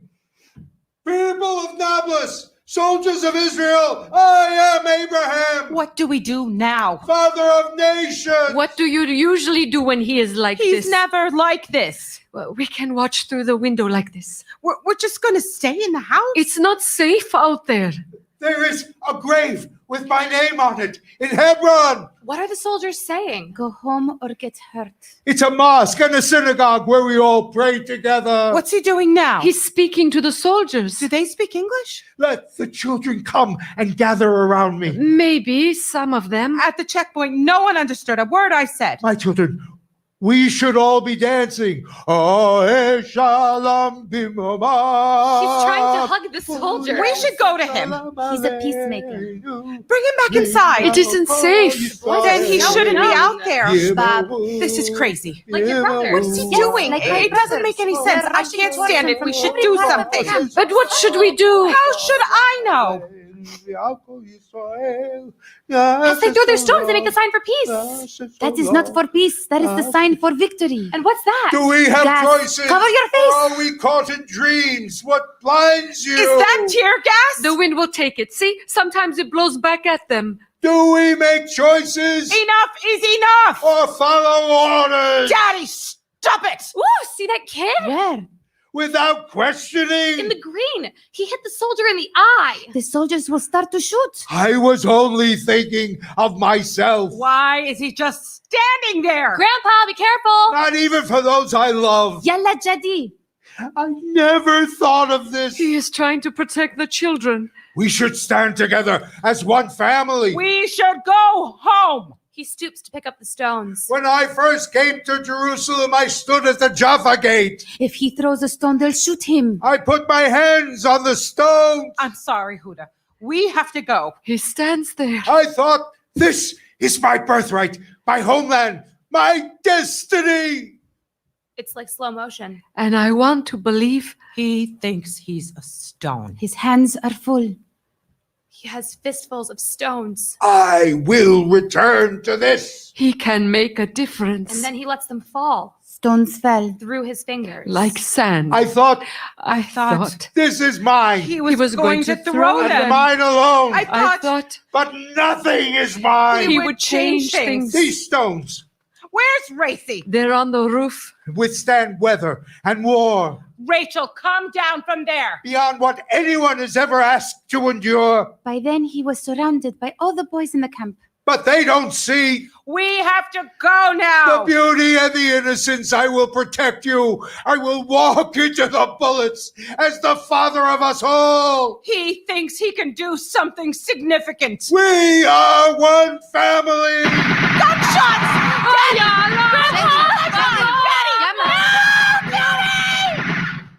We run outside. We gather him up in our arms. He's bleeding. There's a gunshot wound to his head. The blood comes through his keffiyeh. We hold him. Daddy, I didn't want this. It was never your fault, Baba. Huda, what can we do?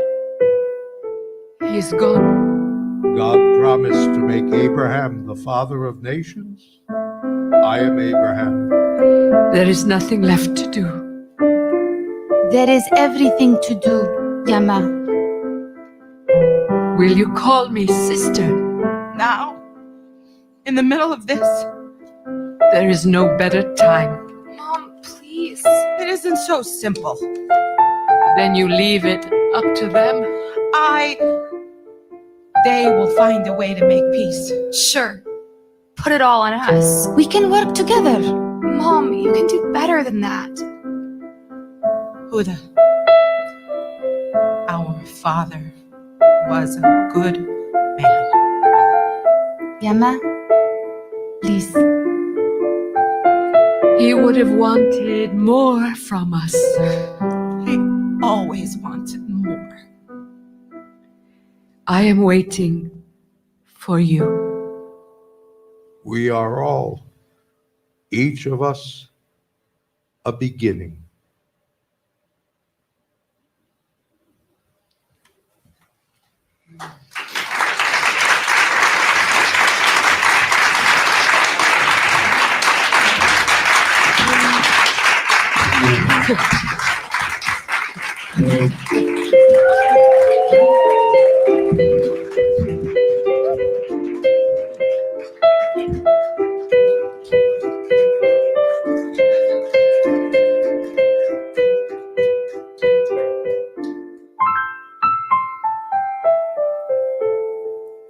I awoke with my head still resting on the kitchen table from the thoughts that brought me there. It's been so many years, I'm quick to have an answer to your questions, but I don't. I'm haunted by videos of broken people doing wicked things I can't believe. It hurts to see. You'd think with all the studies I read, I'd have an answer to your questions, but I don't. Like a raft on the sea, where families go missing and mothers grieve. Like a raft on the sea, a young man gives his life for the right to dream. When nothing comes of trying, we are the people we lose, we are the places we leave. When nothing comes of trying, we are the cities that burn, we are the nations that bleed. When all we've got is trying, we give our love for the hope that we need. When nothing comes of trying, we keep on to believe in something. I lost my father's part of the world before I had the chance to discover it. All my cousins did. All these beautiful places that no longer exist. In Egypt, in Iraq, in Libya, in Somalia, in Sudan, in Palestine. They're all part of one larger story of a vanishing world. All of their people and all their dreams, whose stories will be left untold. Like a raft on the sea, where families go missing and mothers grieve. Like a raft on the sea, a young man gives his life for the right to dream. When nothing comes of trying, we are the people we lose, we are the places we leave. When nothing comes of trying, we are the cities that burn, we are the nations that bleed. When all we've got is trying, we give our love for the hope that we need. When nothing comes of trying, we keep on to believe in something. All right, thank you.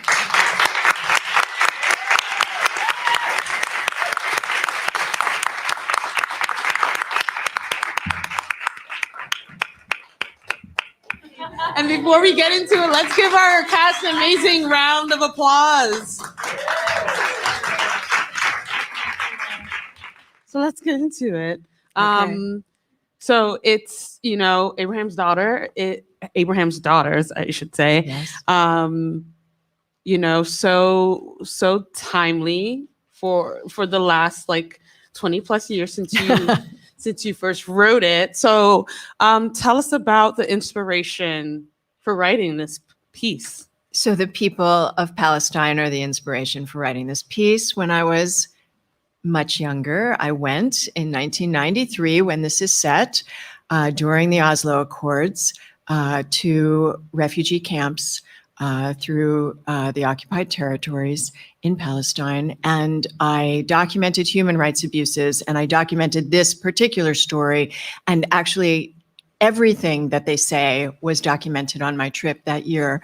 And so all of it, what you heard was very much what I would do. I would go into people's homes, and B'Tselem, an Israeli agency, would, arrange for people there in refugee camps to talk to us about what they were living through and what was happening. And I would write it down with carbon paper, and I would post it because we didn't know what we could get out of the country. I was not there on a State Department trip. I was there as the only Jew in a tour group to document these human rights abuses across the land with the Palestinian Aid Society and the Palestine Solidarity Committee. And there were about 15 of us, and we were there almost a month. Wow. Yeah. And how has this play developed since 1993, 1994. Since 1993. So Yeah. I didn't start until, I applied to graduate school to get a master's in playwriting. And when I was there, I wrote the play sometime between 95 and 97. And it was a 2-act play, and there was an act break before they went to Nablus. And so it, when you're in grad school, you get to meet a lot of really powerful people in the theater. And it was made very clear to me that no one, they said, would ever produce this play and to put it away and never speak of it again. Mm-hmm. And in 2004, the New York Times came out with an article saying that rabbis for the first time in America were questioning Israeli policy. And I thought, well, that's a good sign. So I waited another 10 years and or so, just to be a little more certain. And in 2016, on 9/11, it was read. Well, I started to sort of get it ready. Maybe it would, so I read it and started to develop it in 2015 with my collective, the 29th Street Playwrights Collective. Yay! And then in 2016, so I was asked to do a reading at Urban Stages as part of the Lady Liberty Festival to combat Islamophobia. It was on 9/11. And then later that year, I developed it further with Intersections International. Amazing. And has the content in terms of like what is in the story changed in the last 20 years as the politics in the region has changed? No. I mean, this was from the documentation. And so I built the mythology and the Jewish American family story around that to carry that, because as a Jewish American, I wanted to be able to share my experience with other Jewish Americans. I wanted them to relate to it specifically. And so that's sort of always been there. It just got shorter and tighter and that sort of thing. And one thing that you pointed out that is not talked about as much in American theater is how geopolitics and diversity. We use diversity, but there's also diversity in geopolitical thinking, right? Oh yeah. And that's very rarely dissected and discussed in American theater. And so knowing that this play has yet to be produced after being told that it would not get produced because of the politics that surround the story. It's not necessarily the crux of the story, but it surrounds the story. What have you learned about geopolitics in American theater? Or what insights have you gleaned? Or conversations have you had? It seems to be the one particular issue that is a sticking place. And I think that's because there are still so many American Jews who are very, very strongly allied with Israel. And we are trained from birth that this is our homeland and we're supposed to protect it. And I think that it's very hard for American Jews to question Israeli policies. And it feels like when you do that, you get accused of being a self-hating Jew, and it gets wrapped up in all kinds of fear. And I understand it, but I think it is really, really late now. And we should be looking at the difference between what we pray to as Yisrael, which is an idea, and the actual state of Israel, which is a government with policies that are apartheid and wrong. And we should question it. And we should not allow our government to spend over $3 billion a year there. And then when it comes to American theater and that conversation, why do you feel like that is not explored in American theater? Because a lot of American theater is produced with Jewish American money. And so, like if you look, well, it's very hard to talk about, right? Because I'm not going to name names and I'm not going to talk about specific theaters, but there is a silence around it. And I do know that even with the Rachel Corrie play, My Name is Rachel Corrie. Which can you let us know? Like, so people who that's may not a be play familiar about a Christian white American woman who went to the occupied territories and stood in the path of the bulldozers and was killed by Israeli IDF forces. And she had a diary very much like Anne Frank. And it is a play, it's a one-woman play called My Name is Rachel Corrie. And even when it was revived, I think 2 years ago, downtown at the Paradise Factory, they had death threats. So that's the sort of fear and terror that we are still to this day dealing with. And that can factor into a theater's decision. Their board can factor into their decision. I mean, it's hard enough to do a play, to get a play done on any topic. Yeah. So why make it harder by something that is going to be really politically challenging for a lot of people? I think it's terrible that we don't do theater about this. Yeah, it's just so but interesting because we have so many plays that criticize American theater, that criticize not American theater, American politics as it is now, right? We have loose Trump-like characters or very direct Trump-like characters, right? In American theater, as we discuss American politics, but when it comes to land that is not even on American soil, it's like, nope, we're not even going to go there. And I just find that very interesting. It's not just theater. In all places on college campuses, there is enormous pushback against, freedom of speech on this topic. Yeah.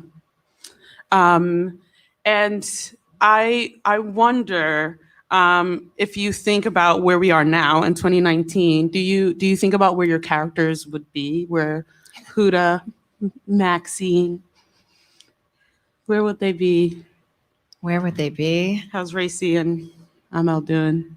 Well, I hope Maxine has made some inroads into understanding. But what's comforting to me is that Maxine is 24 years older. And as the population worldwide ages, the fears diminish. And I don't think we need to be afraid. I think we need to get to know our neighbors and to embrace each other. So I think that's really important. I mean, they're older now, and hopefully Racie is an activist working very hard to make big changes out there. Yes, and it's a lesbian. With ML. Yeah. Still living the life. Exactly. Yeah. And so one line that I loved in the play is, we are who we fight to be. I really felt that. And I'm wondering, where did that come from? Did you hear from somewhere? Did that come from you? And what do you think about that? Do we all try to fight to be who we are? I think we do. I really think we do. It comes up in a lot of my plays. It's in my new Palestinian tour group play called Lesbian Soap. It comes up a lot because I write about identity and how hard it is to be who we are. And like the more we are who we are, the stronger we get. And that doesn't need to negate other people. Like we can be ourselves and let other people be themselves. We can all be identified. Right. It's like the equal rights. It's not pie. Yeah. It's all good. Yeah. And, people are dying for who they are every day in this country. I think 22 transgender people mostly Black women have died this year in America. There are countless hate crimes, across the globe. It's really important that people can feel who they are. Yeah. And we do have to fight for who we are. Yeah. Yeah. So we're going to start to wrap up. And one question I'm asking all the playwrights in this season is, 100 years from now, where do you see women, the future of women? Oh, wow. Hopefully we will have autonomy over our bodies. I hope that we will be able to have a sense of sovereignty over our futures, our lives, be able to have as much agency worldwide, all women, as possible, because that's so important. And I know that it can be frustrating. People have said, well, Huda is so much like a saint. And I think that's an interesting way of looking at her. I don't see her that way at all. I think when people say to an oppressed person, right, whether it's a person of color or a woman who's been assaulted sexually, like, don't you want revenge? Don't you hate? Like, I want women to have agency. That's what we want. We don't want to dominate over anyone else, over our oppressors. We want our own lives. And I think everybody wants the control over their own lives and to feel okay and safe in the world. And that's where you hope we will be 100 years from now. We better be there. Yeah.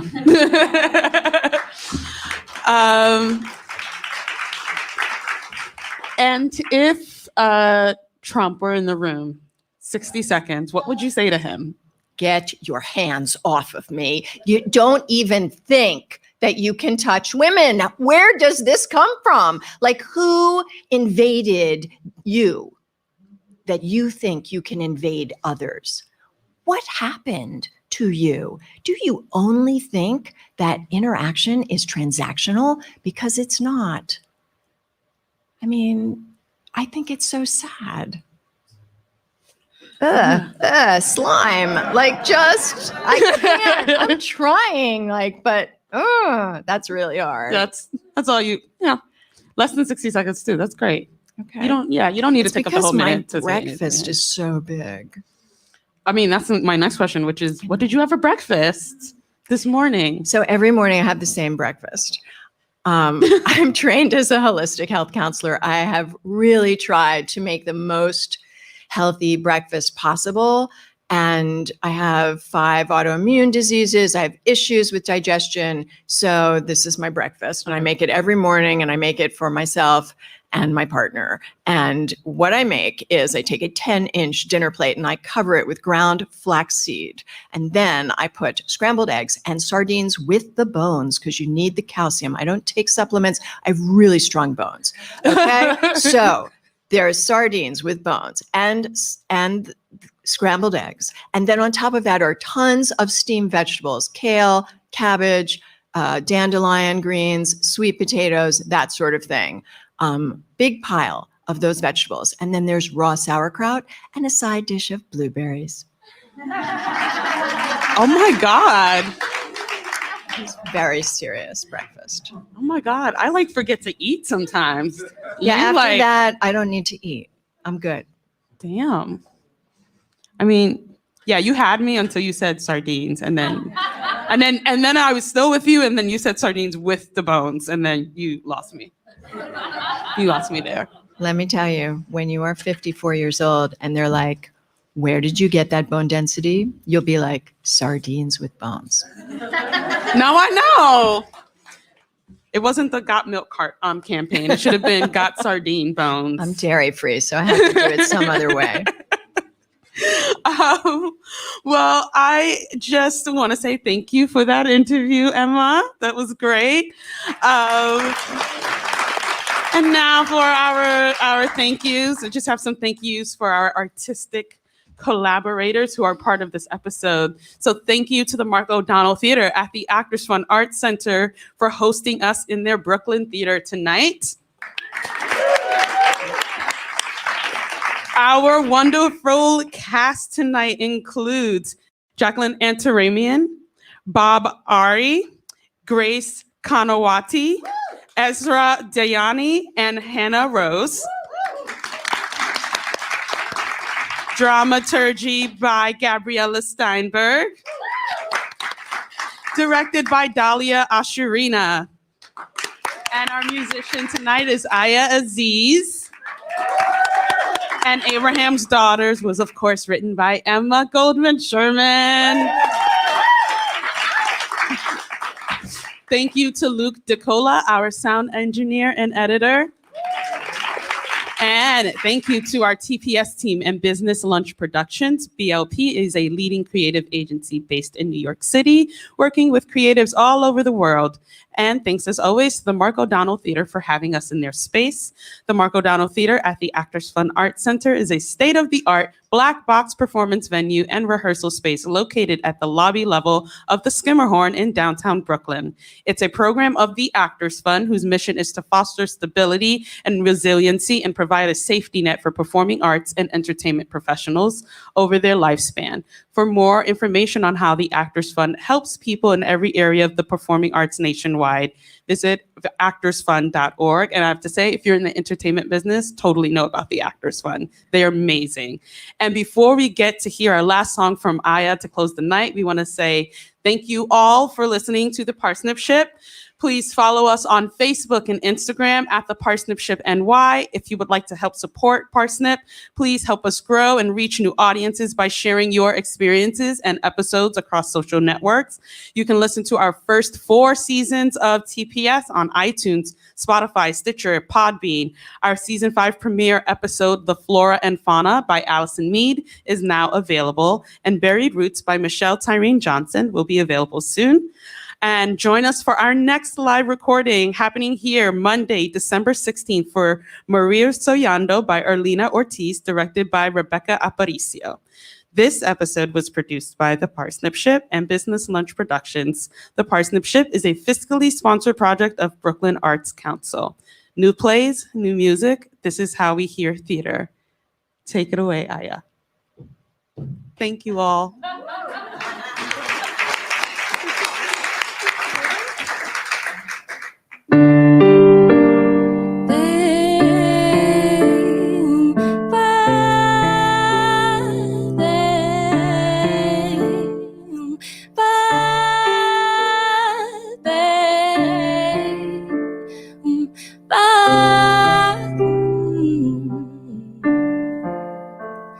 Terror-like skin, terror-like tone, terror-like words on a terror-tapped phone, terror-like neighborhood, terror-like name, terror-like players in a terror-like game, terror-like token, ornamental, terror got no papers, oriental. I think that terror is Arab, American, black, brown, immigrant, whoever is convenient, shot by the lie my TV dealt.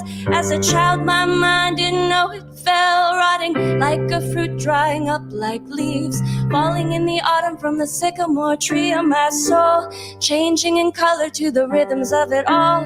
Art, well, that's what I thought, but we're taught to put our trust in the hands that oppress us. This is for you, Trump, because this is the fury of the West, dropped to the beat of the Middle East, drawn where the cold and hot meet, cooked in the womb of my mother's mystery. This is my refusal to repeat an oppression of 2 centuries. And when they kill, the drone kills me, and all I use to keep me free, I like to paint my fears a dollar bill green. It reminds me what the real nightmares are made of. I cover my eyes in my undercover sleep, console me away from the war. I was born into the ocean I dive, followed by the nation of an overgrown lie. Dip your toes into where I've cried, melted to maximize another piece of capital. This is the fury of a woman produced. This is a girl misused. This is a clash of cultures bruised. This is a love consumed. This is a body marred. This is a soul sewn from a people's scars. This is a longing breaking through. This is me. Who are you? When the world is weak, my mama'd say, babe, you better listen to the words they don't say. We're caught in an industry. They're writing our history, but I wanna learn. Tell me your story. I believe in you. I believe in me. I believe in unlearning every category. So put your pen to the paper, put your pen to the paper. We deserve to be equal, we deserve to be free. And I slept to the click-clack sound of the street rat. 2 steps and a world from the projects. Holes in the floors where I buried in my secrets. When the water wasn't warm, our fever brought the heat back. Caught in the shadow of the state, we built worlds out of playgrounds, forever crowned in the yellow tape. Caution, but when I walked away, I got to walk away. Dreaming, now I'm dreaming, and the pain is peeling on the stoop where we were sitting pretty with the pigeons. Every feeling is the alley where we read wet pages in the rain, where the clouds sing out loud letters in the snowflakes. I open each memory, close it, I told you I folded them down to the hollow behind my knees. A little girl on the stoop looking for a real liberty.